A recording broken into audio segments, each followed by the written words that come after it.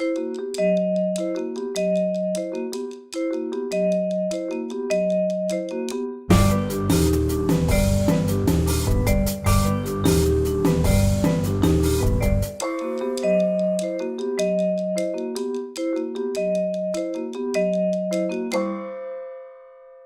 introducing the introducer who will introduce the speaker, so I'm going to be very brief. Just wanted to welcome everybody, to welcome in particular Adele Bardazzi, who's here as a visitor from Oxford University, where she did her PhD. I'm not going to go over what you're going to say, just going to say she did her PhD with my former colleague and friend Emanuela Tandello at Christ Church, Oxford, and she's now a junior research fellow, JRF as they call it, at Queen's College, which is a 2-year fellowship. They're competitive, they're hard to get, so she's obviously very, very talented. And she did the PhD on Montale's poetry, which she's going to be talking about tonight. But here at NYU, she's doing a stint here under the guidance of my colleague Maria Luisa Ardizzone on something completely different, and I think you'll say something about that. So I'm very much looking forward to hearing your talk, and welcome to NYU.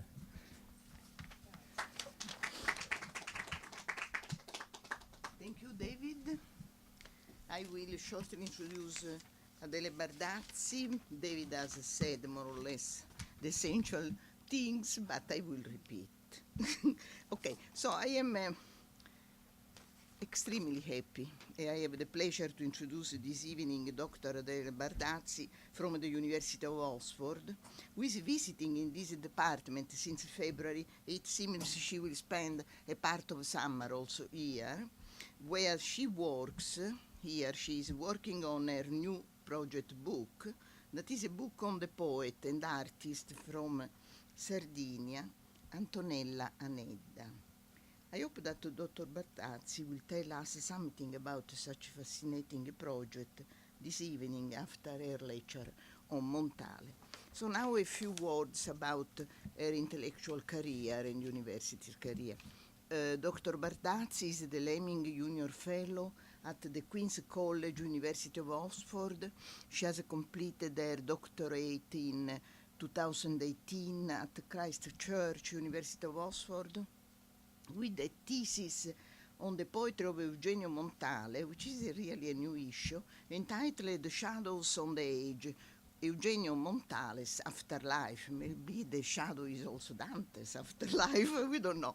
In 2016, she co-founded the research network Gender and Authority with the Oxford Research Center in the Humanities and the Balliol Institute. Her current research project focuses on the cross-fertilization between verbal and visual in the poetry of Antonella Anedda, I have just mentioned it. Specifically, her engagement with textile practices. Bardazzi is also working on issues of self-translation in Anedda's poetry and their use of the Sardinian Lugudorese dialect. This evening, Dr. Bardazzi will speak on Beyond Mourning, a reading of Eugenio Montale's Arletta poems. Welcome, Adele Bardazzi.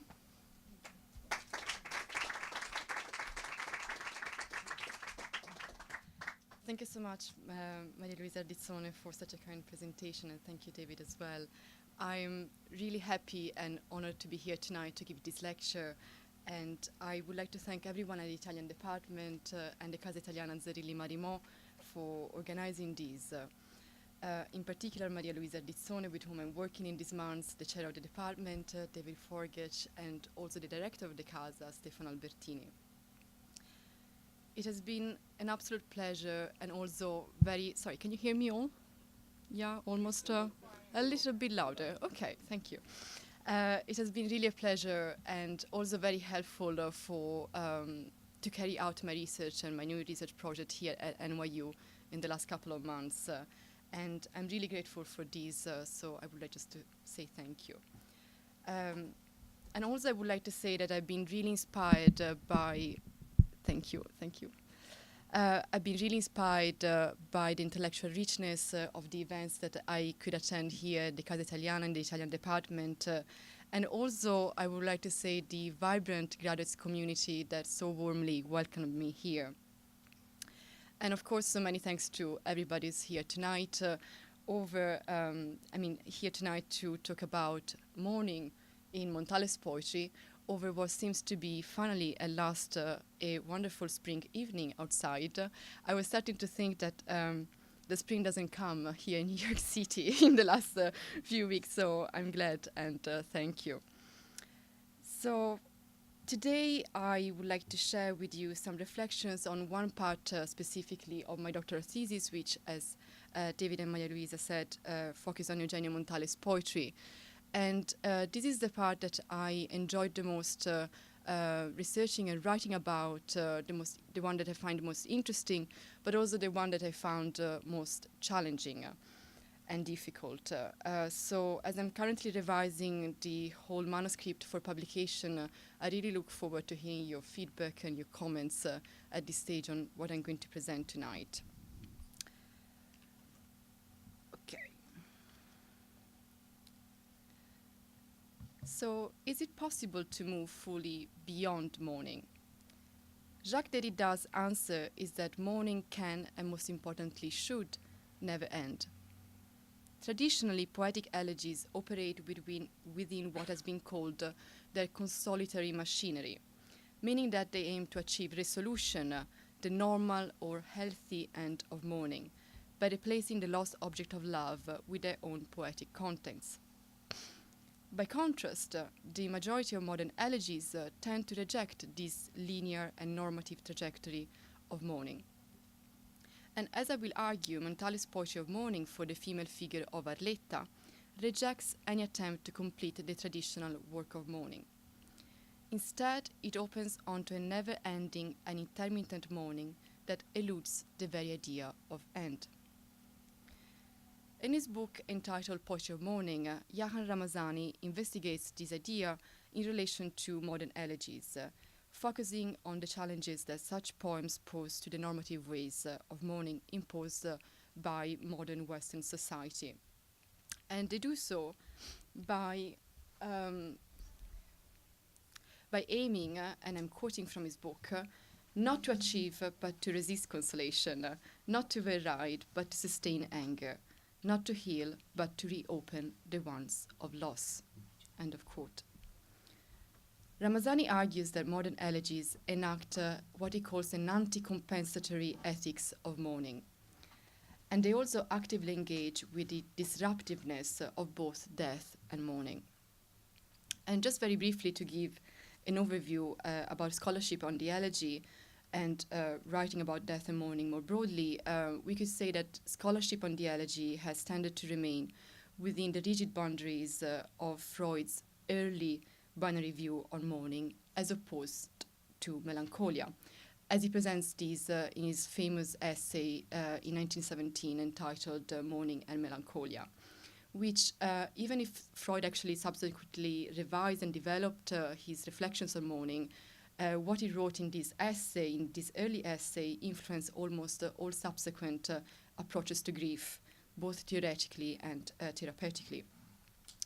In this essay, Freud presents what I try to summarize here, a strict kind of distinction between healthy, successful mourning on the one hand, as opposed to unhealthy, never-ending melancholia. Montale's poetry of mourning for Arletta is, I think, worthy of attention, given that it deviates from these dualistic Freudian discourses of mourning and elegy's conventional aim of achieving some level of resolution.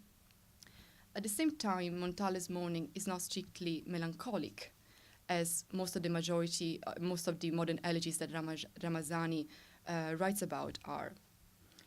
From this viewpoint, I argue that it is productive to engage with Jacques Derrida, one of the most, we could say, influential thinkers of the 20th century, who has yet to be much considered in relation to either Montale or also, I would say, the wider Italian literary canon.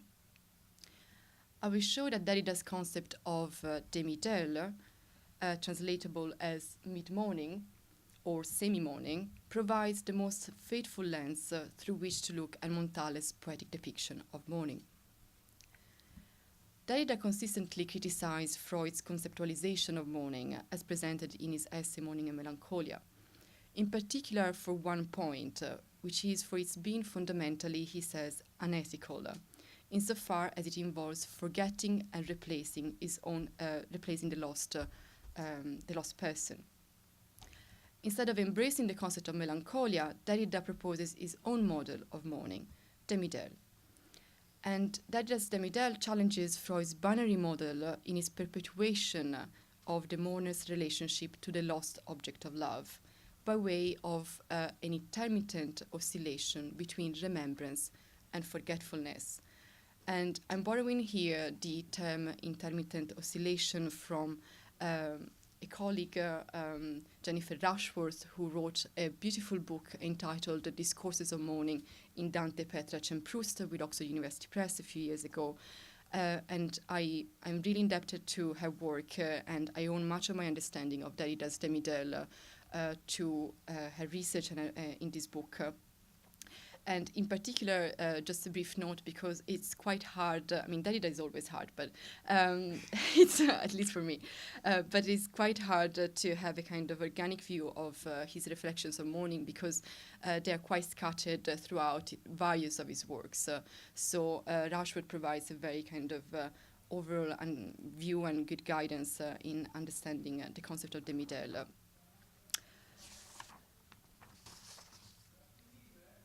In another book, Levels of Life, Julian Barnes eloquently contemplates the final tormenting, unanswerable question. What is success in mourning? Does it lie in remembering or in forgetting? Is staying still or moving on? Or some combination of both?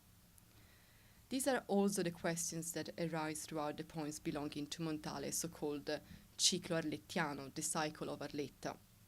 Poems that provide a remarkable insight into the nature of mourning in Montale's poetry and how it relates to poetic form, specifically the elegy. Mourning is really a central concern throughout Montale's vast poetic corpus, and Arletta is far from being the only poetic figure that is mourned in Montale's poetry. She is, however, I believe, one of the most complex and also, until relatively recently, one of the least discussed figures among scholarship on Montale. Therefore, I find quite interesting to work on this female figure.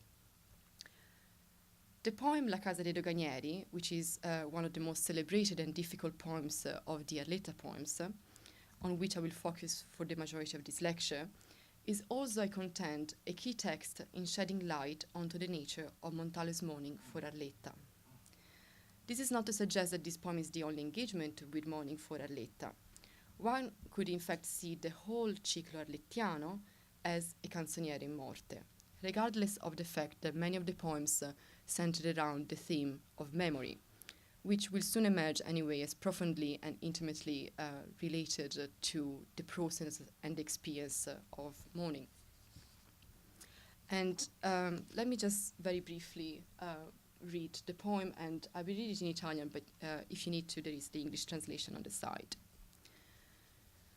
Tu non ricordi la casa dei doganieri, sul rialzo strapiombo sulla scogliera, desolata t'attende dalla sera, in cui ventrò lo sciame dei tuoi pensieri, e vi sostò irrequieto. Libeccio sferza da anni le vecchie mura, e il suono del tuo riso non è più lieto. La bussola va impazzita all'avventura, e il calcolo dei dadi più non torna. Tu non ricordi, altro tempo frastorna la tua memoria, un filo sa di pana. Ne tengo ancora un capo, ma s'allontana la casa, e in cima al tetto la banderuola affumicata gira senza pietà. Ne tengo ancora un capo, ma tu resti sola, né qui respiri nell'oscurità. Oh, l'orizzonte in fuga, dove s'accende rara la luce della petroliera. Il varco è qui? Ripulula il frangente ancora sulla balsa che scoscende. Tu non ricordi la casa di questa mia sera, ed io non so chi va e chi resta. So I would like now to focus on two typical conventions of the elegy. So first, what I already mentioned, the traditional attempt to move beyond grief and achieve consolation. And second, the traditional use of repetitions and refrains that is a common characteristic in elegies. And while the latter of these two norms is observed in La Casa dei Doganieri, and I will focus on this in the latter part of my analysis, the former, as I already anticipated, is not. And I would like to say a few more words on how it is not. And in fact, I think it's quite interesting to look at what role constellation plays in La Casa dei Doganieri by starting to look at, to focus on, the first two lines that open the poem. Tu non ricordi la casa dei doganieri sul rialzo a strapiombo sulla scogliera. So the house of the customsman, already highlighted in the title of the poem, introduces through its original function of dogana, customs, the central element of the poem. The liminal space of confine, the border between, I believe, remembrance and forgetfulness, between presence and absence. And the position of the house itself on the rupe, which I would translate as crevice, as it would be later referred in a later poem by Montale, further underlines this liminal position and role of the custom guard's house. Montale's poetic subject, from as early as his first poetic collection, Ossi di Seppia, Cuttlefish Bones, until the later Diario del 71 e del 72, and even altri versi, expresses one main ardent wish to his you, whether still alive or already belonging to his so-called care ombre, beloved shadows. And this is that he, or more often she, will be able to find what Montale calls notably the varco, the channel. In finding this salvific channel, one also finds the possibility, as we read in another poem from Ossi di Seppia, to, and I'm quoting in Italian, passare al di là del tempo e salpare per l'eterno. A loose translation would be to move beyond time and therefore become infinite. And this is from La Casa sul Mare. This is also a point, a fear actually, that haunts Montale's father in the celebrated poem entitled Voce giunta con le folaghe from La bufera e altro. The inescapability of forgetfulness is what is feared by the father. And in other poems as well, one generally finds that the dead, fearing that the living will, we find generally that the dead, fearing that the living will forget them, something that in Montale's eschatological vision is not desirable, because insofar as the dead are alive in the memory of the living person, they are still partially present. But when forgetfulness, which appears to be inevitable, and we will see also how it does that in La Casa dei Doganieri, and forgetfulness takes their place, the dead fully dissolve into nothingness. In La Casa dei Doganieri, however, we find something interesting, which is the repeated incipit of tu non ricordi, you don't recall, that points out that there is a state of shared forgetfulness. So it is not only the poetic subject, the io, but the female beloved herself who does not remember. And in the second stanza, the image of the thread that connects the two is associated with a filo ricordo, a memory thread, which earlier held by both of them, and so keeping the connection alive, now we read saddipana, which the meaning in the translation by Galassi is a little bit lost. Saddipana literally means that it rolls up on itself. So forgetfulness does undermines the connection that the poetic subject clearly seeks to keep alive. In Montale, the inescapability of forgetfulness is closely related, of course, to the inexorable and pitiless passing of time, something that undermines remembrance, and in this poem, I believe, is embodied in the image of the banderuola affumicata che gira senza pietà in line 13 and 14, so the smoke-stained weather vane that spins pitiless on the rooftop of the custom guard's house. The deterioration of the passing of time that causes everything to dissolve into nothingness is not desired in this poem. The poetic subject does not wish to forget Arletta, but rather mourns how forgetfulness undermines that fragile thread which connects them. Moments of remembrance seems to coincide with moments in which the lost beloved is present, as her presence can be evoked through memory. Forgetfulness, however, undermines these rare moments of presence and is therefore bound to lead to the mourned person's absence, which is like a second death. And it is precisely in this oscillation between presence and absence that Arletta is like a living dead. She is treated neither as someone who is alive nor as someone who is dead, but as both at once. And this implicitly reinstates one key concept by Montale, which is the one of vita in morte, but also the one of the morti vivi, so life in death and the morti vivi, living dead, as opposed to the ones who are dead and paradoxically more alive than the living ones. The fact that the dead and the living do not appear very different from each other is one of the elements that break the barriers between life and death in Montale's poetic world, and that consequently allows a bridge also to be created between absence and presence and life and death. And I think that it's interesting also to notice that Montale's idea of the living dead, of the morti vivi, echoes another concept of Derrida that I just would like to briefly mention, which is the one of the mort vivant, again, can be translated as the living dead. And Rushworth examines these extensively in her book, and it's one of the concepts and elements that I'm trying to develop in my monograph at the moment. So by repeating that Arletta does not remember, the poetic subject seems to position himself in contrast to the state of forgetfulness. Thus what we read in the poem in line 12 is "Ne tengo ancora un capo," I hold one hand still. So the poetic subject still holds his side of this memory thread. He still remembers. But then, as is typical of the contradictory oscillation between remembrance and forgetfulness of Derrida's demi-deuil, the poetic subject tells us that, and I think this is connected to memory, la casa, the house, the casa dei doganieri, is fading away, just a line beneath. Which on a literal level, of course, it could be the result, we read at the beginning that we are in the evening, so it could be a result that the evening is approaching, so of course the vision of the house is fading away. However, I believe that this also refers to the progressive fading away of the memory of the casa dei doganieri, which is the location of this topical encounter between the poetic subject and Arletta. So this oscillation and intermittent movement between remembrance and forgetfulness is also captured by two other images that we find in the poem. And this is towards the end in line 20. The wave, which is said, ripullula il frangente ancora sulla balsa che scoscende. The breaker still seethes against the cliff that drops away. And the other image is the intermittent light of the petroliera, the tanker's light, which is moreover said, and I would like to pause here for a moment, to be rara, rare.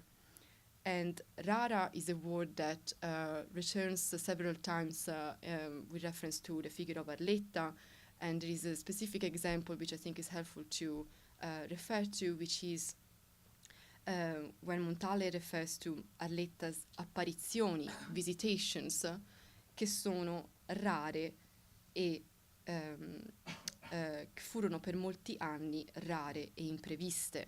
For many years, your apparitions were rare and unforeseen.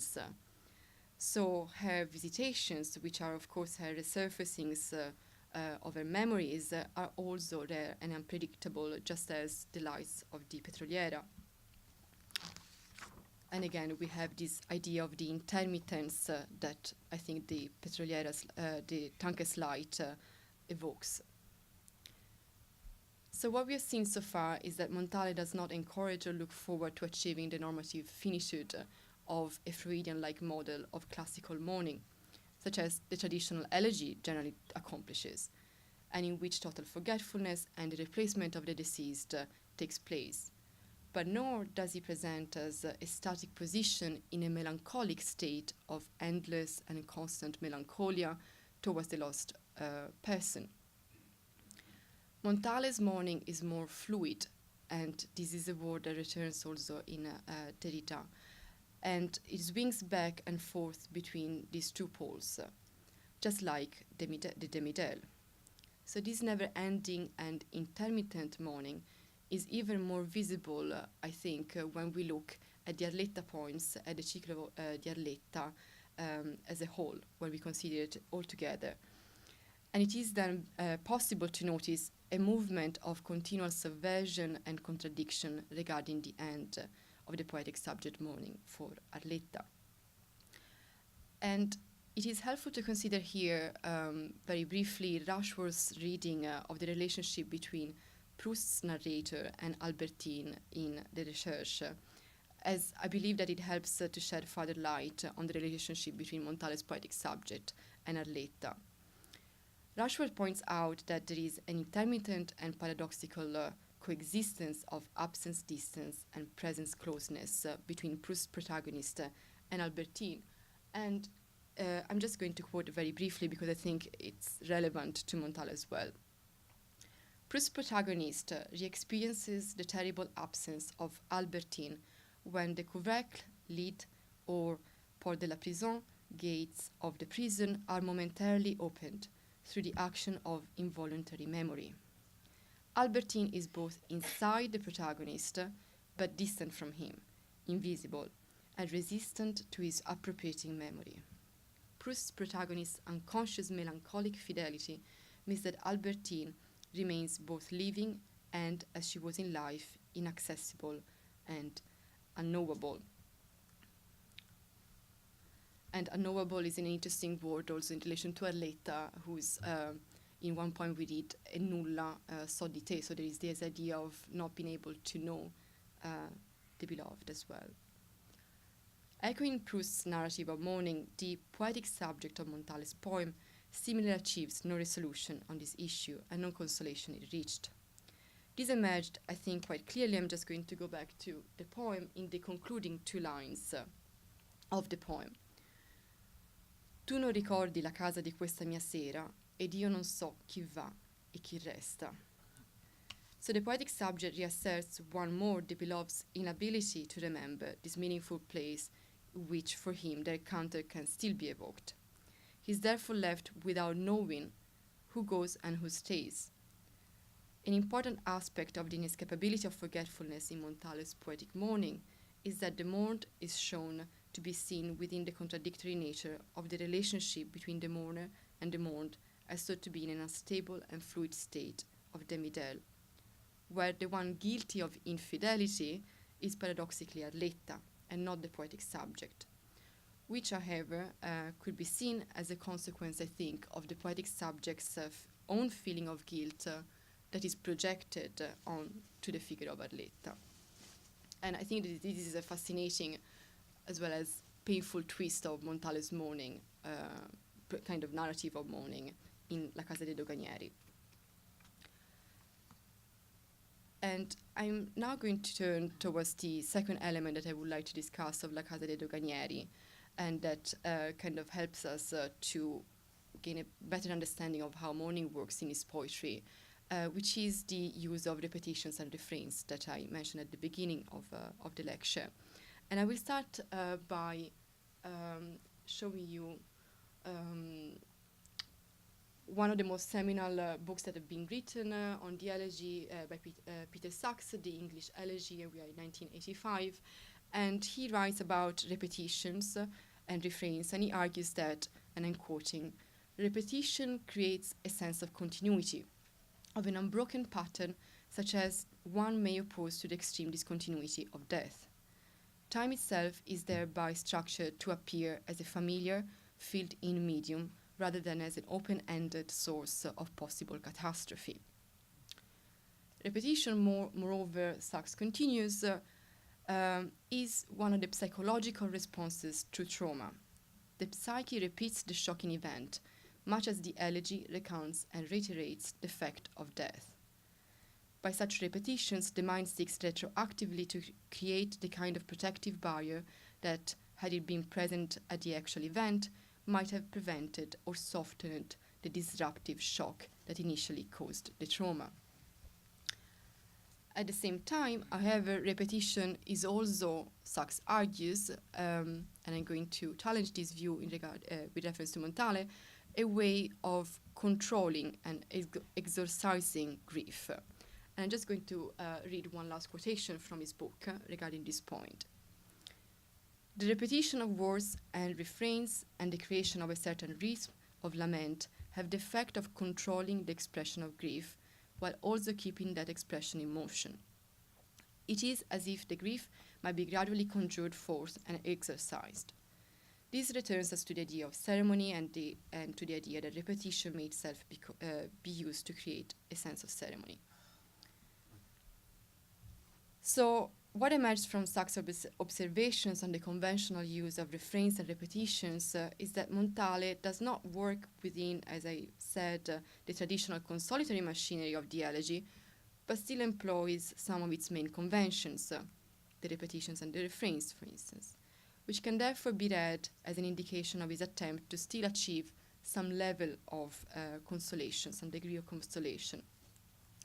However, the way these repetitions and refrains actually work in La Casa dei Doganieri suggests something quite different from what Sachs is arguing here. The repetitions and refrains in this poem seem to me to painfully reenact and reopen the wound created by Arletta's death, rather than exorcising or controlling, containing grief. This view, of course, I think, does not exclude the other, and I think it's most productive to actually look at these in all its contradictory state of coexistence with Montale's attempt to respond to grief to some extent in a normative and consolatory way, but also, of course, in a fluctuation with a more melancholic position, which is exactly the contradiction that is at the core of Derrida's demi-deuil. And I'm just going to end this close reading by looking at what are these repetitions and refrains, and why and why do they work this way. So there are two main refrains in La Casa dei Doganieri, which you can see highlighted in bold on the slide. Tu non ricordi e ne tengo ancora un capo. And I don't have much time to go into the details of these, but of course it's almost impossible not to think about a reference here of Tu non ricordi with one of the most famous and celebrated probably poems in the Italian literary canon, which is Leopardi's A Silvia, that begins with, and I'm quoting, Silvia, rimembri ancora quel tempo della tua vita mortale, quando beltà splendea negli occhi tuoi ridenti e fuggitivi, e tu lieta e pensosa, il limitare di gioventù salivi? However, while Leopardi formulates the doubt of whether Silvia can remember the time of their encounter as a question, Montale presents it quite differently as a definite statement. Tu non ricordi la casa dei doganieri sul rialza strapiombo sulla scogliera. Equally significant to Montale's relationship with the elegy in this poem is his use of the repetition of certain phonemes, in particular the one of the R, T, and K.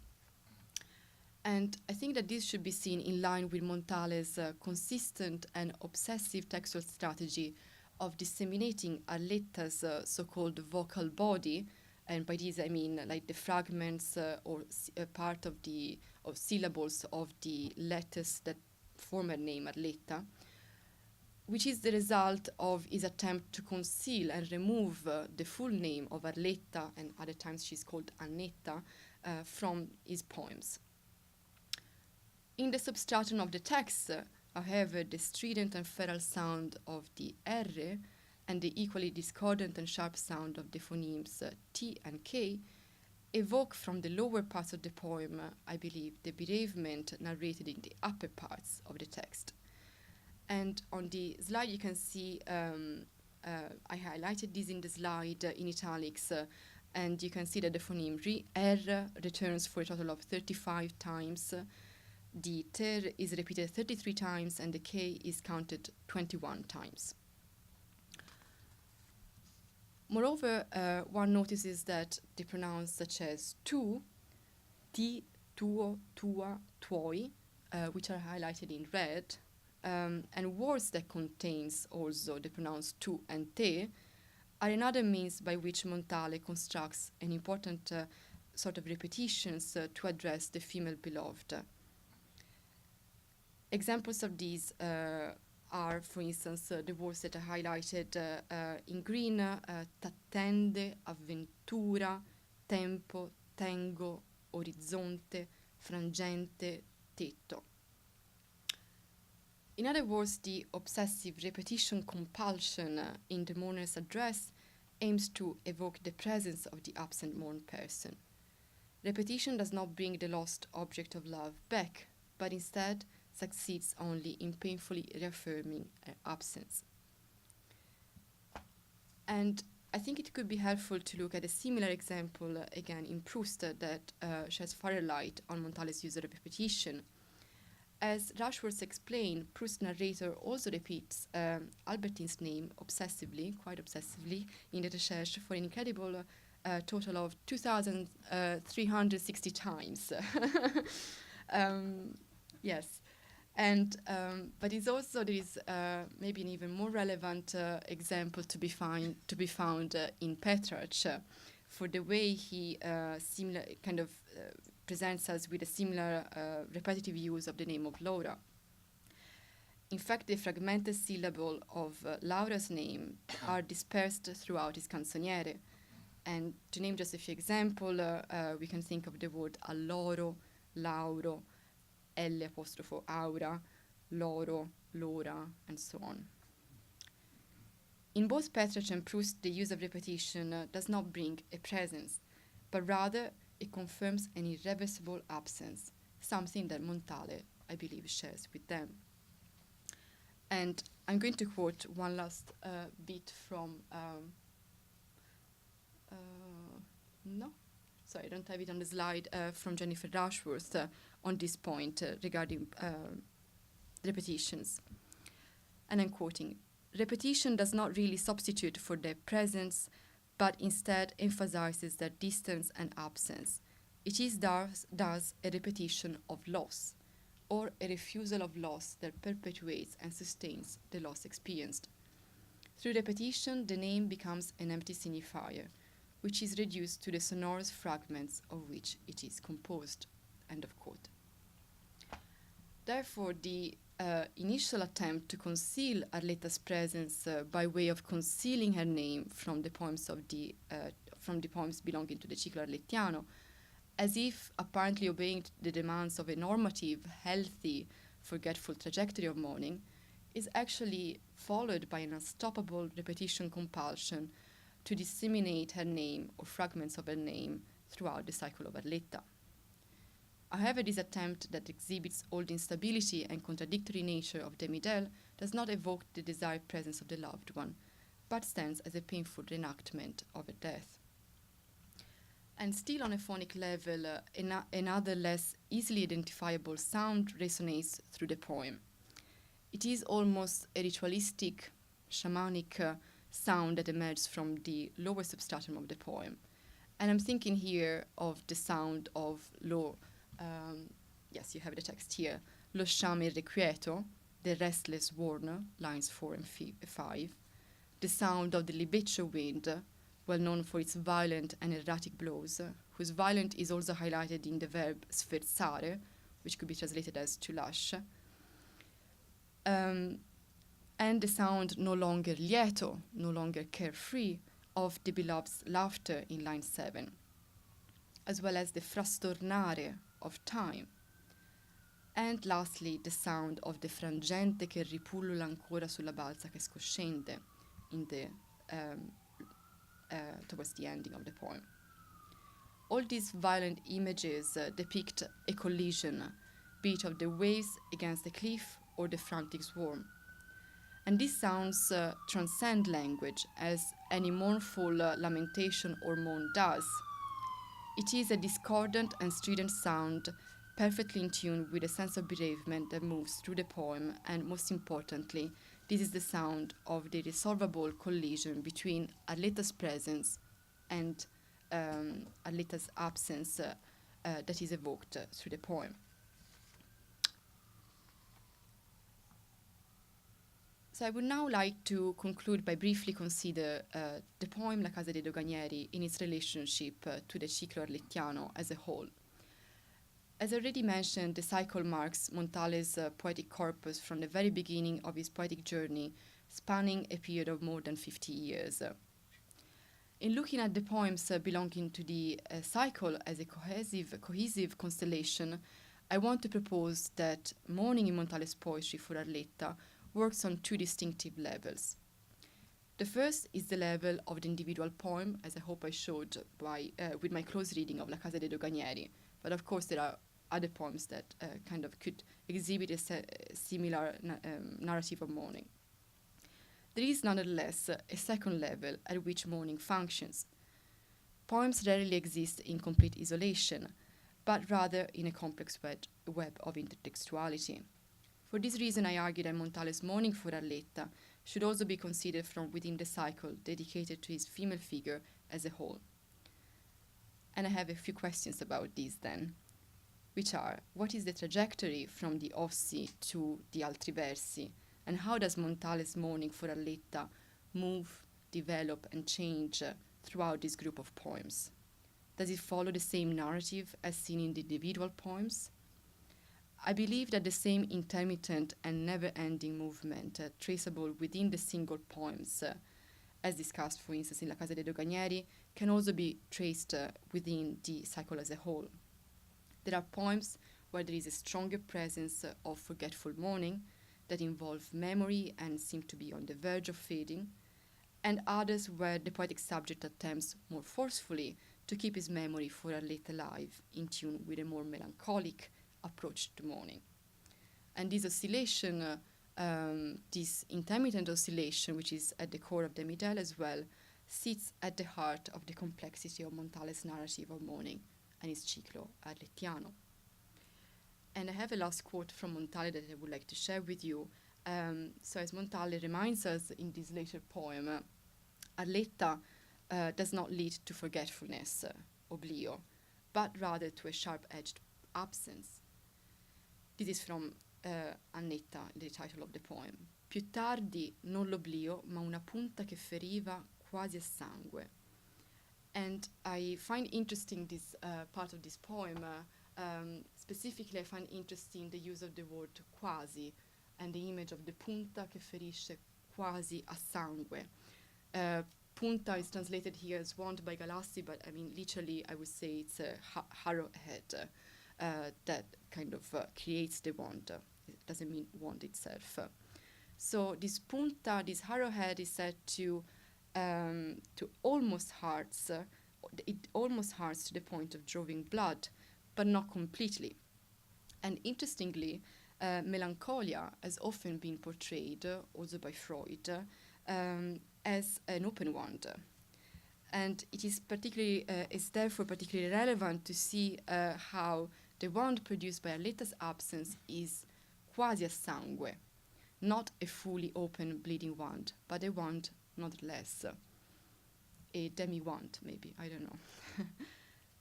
So, to conclude, Montale's poetic mourning is an endless mourning that keeps resurfacing intermittently in a constant, unpredictable oscillation between forgetfulness and remembrance.